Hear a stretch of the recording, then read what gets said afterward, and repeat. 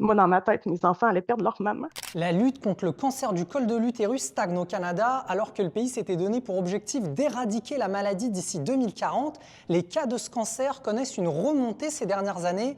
En 2025, on estime que 1650 personnes auront reçu un diagnostic de cancer du col de l'utérus selon la Société canadienne du cancer.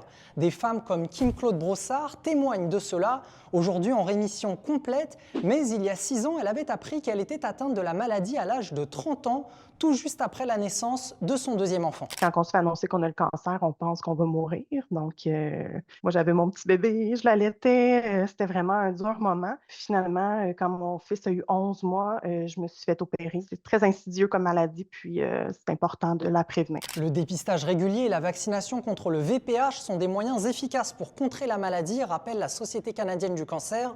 Celle-ci exhorte d'ailleurs les provinces à adopter le test VPH, une alternative jugée plus sensible et plus fiable au test PAP pour détecter les anomalies du col de l'utérus avant qu'un cancer ne se développe. Alors que plusieurs provinces l'ont déjà adopté, le déploiement à grande échelle du test VPH est toujours en cours au Québec. C'est certain que par la complexité de notre système de santé aussi, il y a plusieurs femmes souvent qui ne se font pas faire de pap test ou qui n'ont pas de médecin de famille. Donc, l'accès est quand même assez complexe dans certains endroits. Si le Canada souhaite atteindre sa cible d'ici 2040, plusieurs provinces, dont le Québec, devront accélérer la cadence de vaccination, tant chez les garçons que chez les filles. Et pour éliminer le cancer du col de l'utérus, le taux de vaccination devra dépasser 90% selon les scientifiques, une cible qui à ce jour a déjà été atteinte seulement par Terre-Neuve-Labrador.